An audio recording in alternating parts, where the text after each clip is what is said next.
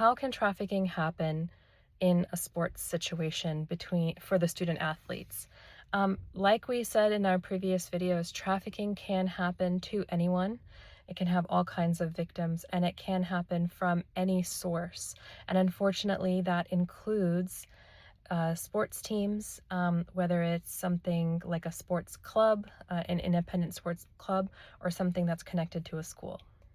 And the situation is really important to treat carefully because often when we're talking about sports and trafficking in sports, we're talking about minors, people under age 18. And so the rules for labor trafficking a person who is a minor are very similar to adults, but the rules for commercial sex trafficking are different because minors cannot consent to sex, no matter what goes on.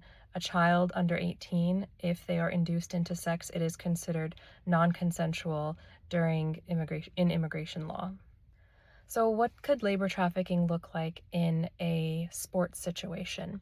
So let's think about it this way, right? There is an agreement in a sports relationship that the child will play and learn and do whatever sport they're doing, and they will attend practices, they will have games or matches or whatever it is, what kind of sport it is, and the coaches will be teaching them, helping them, and guiding them to succeed, right? It might be, especially if we're getting into kind of league or school related sports, that there is a definite benefit to the institution itself, like to the school, if these students succeed. But whether or not there is like an institution tied to this sports practice, there's just this very natural desire of the children and the families involved to let the child have fun and succeed, and it can benefit them as an extracurricular activity. And so with that desire to succeed can come the opportunity for an abuser to take advantage of that situation. Now, labor trafficking requires the finding of force, fraud, or coercion, and that there's some kind of labor tied into that. Labor in a sports team can look something like making a child do excess cleaning, chores of the place where the sports is happening. So whether it's on a field, in a locker room, in like a, I don't know if you do like taekwondo and stuff, so like in like a dojo someplace. I don't know taekwondo words, sorry if you do and that was wrong, then tell me. But excess cleaning, excess chores, cleaning up the equipment, the sports equipment, gathering everything up in a field on a hot day.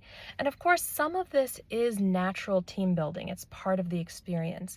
But where we really want to look carefully is when it seems like the students are being made to do more than seems reasonable, or if some students who happen to be of an immigrant background are somehow targeted and they are being made to do more than some of the other students who, from the outside at least, don't seem like they come from an immigrant family.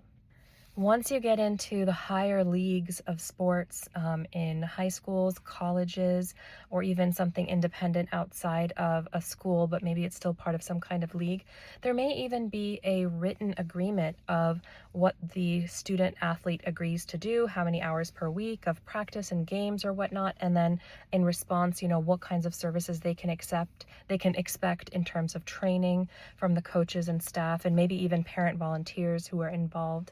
So especially if you have something written where there's like a clear expectation of what this agreement is, any work that the student is made to do outside of that might constitute labor trafficking, and it's really worth thinking about very carefully.